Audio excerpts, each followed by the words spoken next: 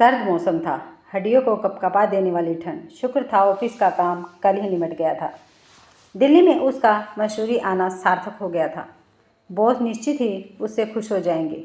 श्रीनिवास खुद को काफ़ी हल्का महसूस कर रहा था। माता पिता की वह इकलौती संतान थी। उसके अलावा 2 छोटी बहनें थीं।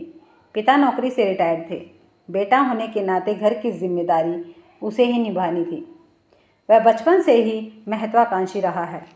मल्टीनेशनल कंपनी में उसे जो पढ़ाई खत्म करते ही मिल गई थी।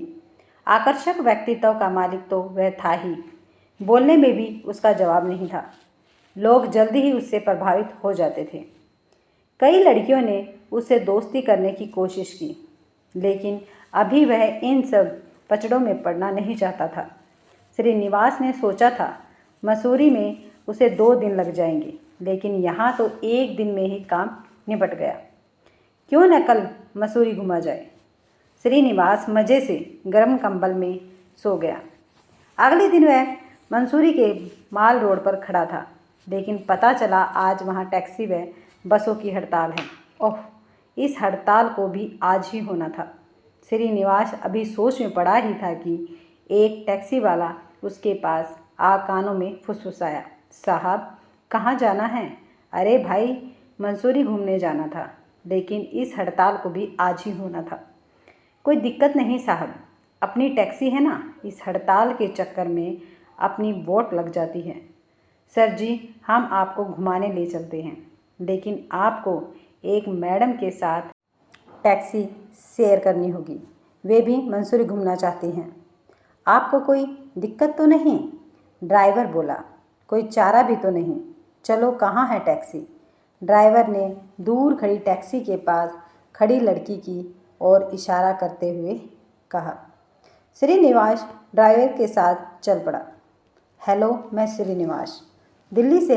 हेलो, मैं मनामी लखनऊ से। मैडम, आज मंसूरी में हम 2 अनजानों को टैक्सी शेयर करना है। आप कंफर्टेबल तो रहेंगी ना? हाँ, थोड़ा अनकंफर्टेबल लग तो रहा है, पर इट्स ओके। इतने छोटे से परिचय के साथ गाड़ी में बैठते ही ड्राइवर ने बताया, सर, मंसूरी से लगभग 30 किलोमीटर दूर टिहरी जाने वाली रोड पर शांत और खूबसूरत जगह धनोल्टी है। आज सुबह से ही वहाँ बर्फ़बारी हो रही है। क्या आप लोग वहाँ जाकर बर्फ़ का मज़ा लेना चाहेंगे?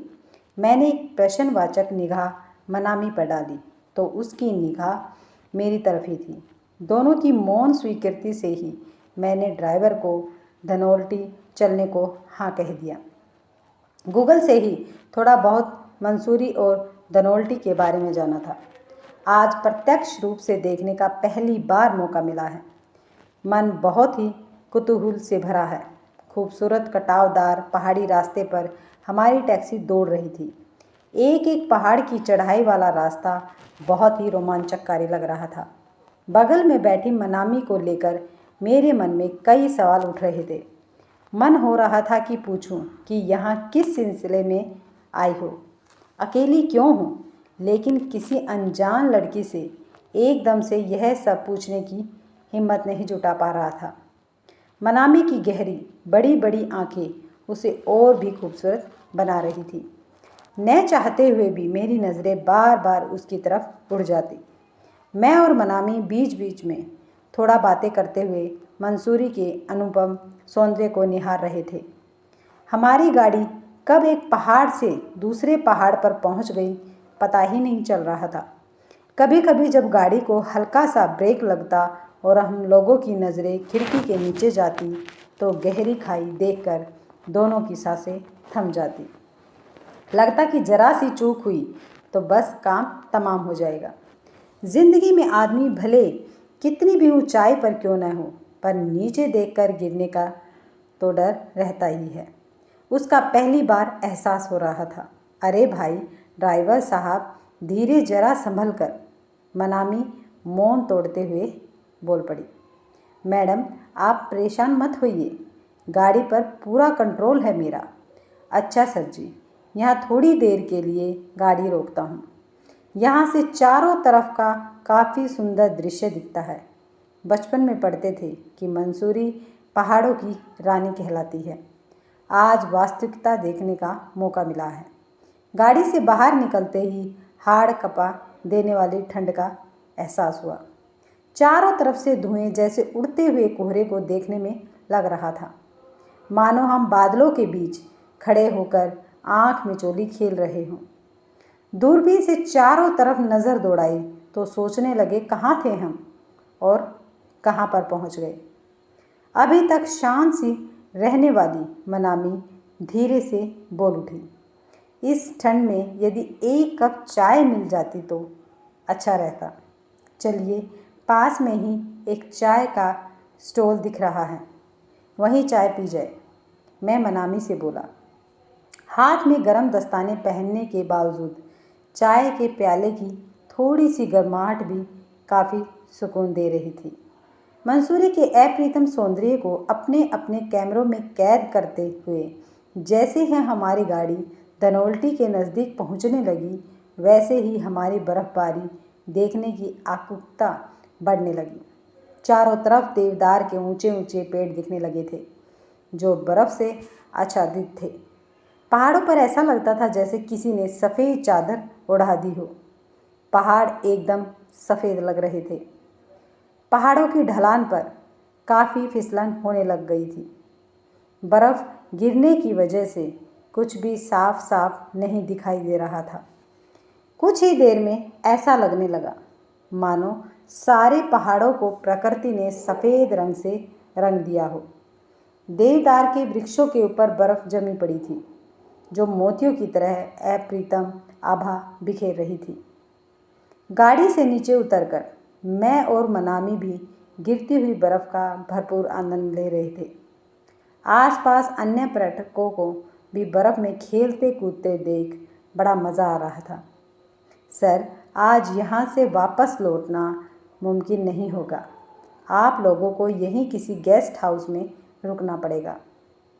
टैक्सी ड्राइवर ने हमें सलाह दी। चलो, यह भी अच्छा है। यहाँ के प्राकृतिक सौंदर्य को और अच्छी तरह से एंजॉय करेंगे। ऐसा सोचकर मैं और मनामी गेस्ट हाउस बुक करने चल दिए। सर, गेस्ट हाउस में इस वक्त एक ही कमरा खाली है। अचानक बर्फ़बारी हो जाने से यात्रियों की संख्या बढ़ गई है।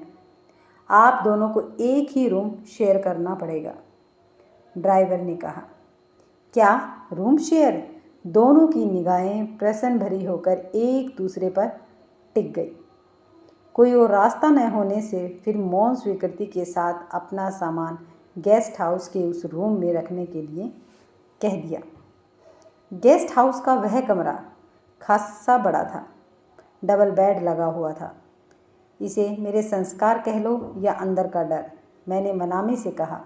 ऐसा करते हैं, बेड अलग अलग कर बीच में टेबल लगा देते हैं। मनामी ने भी अपनी मौन सहमति दे दी। हम दोनों अपने अपने बेड पर बैठे थे। नींद न मेरी आंखों में थी और न मनामी की। मनामी के अभी तक के साथ से मेरी उससे बात करने की हिम्मत बढ़ गई थी। अब रहा नहीं जा रहा था। बोल पड़ा, तुम यहाँ मंसूरी क्या करने आई हो? मनामी भी शायद अब तक मुझसे सहज हो गई थी। बोली, मैं दिल्ली में रहती हूँ। अच्छा, दिल्ली में कहाँ? सरोजनी नगर। अरे व्हाट ए कोइंसिडेंस, मैं INA में रहता हूँ। मैंने हॉल ही में पढ़ाई करनी कंप्लीट की है। 2 और छोटी बहनें हैं। पापा रहे नहीं, मम्मी के कंधों पर ही हम बहनों का भार है। सोचती थी जैसे ही पढ़ाई पूरी हो जाएगी मम्मी का भार कम करने की कोशिश करूँगी, लेकिन लगता है अभी वह वक्त नहीं आया। दिल्ली में जॉब के लिए इंटरव्यू दिया था। उन्होंने सेकंड इंटरव्यू के लिए मुझे मंसूरी भेजा है। वैसे तो मेरा सिलेक्शन हो गया है, लेकिन कंपनी के टर्म्स एंड कंडीशन मुझे ठीक नहीं लग रही। समझ नहीं आ रहा क्या करूं। इसमें इतना घबराने या सोचने की क्या बात है? जॉब पसंद नहीं आ रही तो मत करो। तुम्हारे अंदर काबिलियत है तो जॉब दूसरी जगह भी मिल जाएगी। वैसे मेरी कंपनी में अभी न्यू वैकेंसी निकली है। तुम कहो तो तुम्हारे लिए कोशिश करूं? सच, मैं अपना CV तुम्हें मेल कर दूंगी। शायद वक्त ने हमें मिलाया इसलिए हो कि मैं तुम्हारे काम आ सकूं। श्रीनिवास के मुंह से अचानक निकल गया। मनामी ने एक नज़र श्रीकांत की तरफ फेरी, फिर मुस्कुराकर निगाहें झुका ली। श्रीनिवास का मन हुआ कि ठंड से कपकपाते हुए मनामी के हाथों को अपने हाथों में ले ले, लेकिन मनामी कुछ गलत न समझ ले, यह सोच रुक गया। फिर कुछ सोचता हुआ कमरे से बाहर चला गया। सर्द भरी रात, बाहर गेस्ट हाउस की छत पर गिरते बर्फ से टपकते पानी की आवाज़ अभी भी आ रही है। मनामी ठंड से सिहर रही थी कि तभी कॉफ़ी का मग बढ़ाते हुए श्रीनिवास ने कहा, यह लीजिए, थोड़ी गर्म व कड़क कॉफ़ी। तभी दोनों के हाथों का पहला हल्का सा स्पर्श हुआ तो पूरा शरीर सिहर उठा। एक बार फिर दोनों की नज़रें टकरा गई। पूरे सफ़र के बाद अभी पहली बार पूरी तरह से मनामी की तरफ देखा तो देखता ही रह गया। कब मैंने मनामी के होठों पर चुम्बन रख दिया, पता ही नहीं चला। फिर मौन स्वीकृति से थोड़ी देर में ही दोनों एक दूसरे की आगोश में समा गए। सांसों की गर्माहट से बाहर की ठंड से राहत महसूस होने लगी। इस बीच मैं और मनामी एक दूसरे को पूरी तरह कब समर्पित हो गए पता ही नहीं चला। शरीर की कपकपाहट अब कम हो चुकी थी। दोनों के शरीर थक चुके थे, पर गर्माहट बरकरार थी। रात कब गुजर गई पता ही नहीं चला। सुबह सुबह जब बाहर पेड़ों पत्तों पर जमी बर्फ छन छन कर गिरने लगी तो ऐसा लगा मानो पूरे जंगल में किसी ने तराना छेड़ दिया हो। इसी तराने की हल्की आवाज़ से दोनों जागे तो मन में एक अतिरिक्त आनंद और शरीर में नई ऊर्जा आ चुकी थी। मन में न कोई अपार बोध, न कुछ जानने की चाह, बस एक मौन के साथ फिर मैं और मनामी साथ साथ चल दिए। अगर आपको ये कहानी पसंद आई है तो वीडियो को लाइक, शेयर और सब्सक्राइब करना ना भूलें।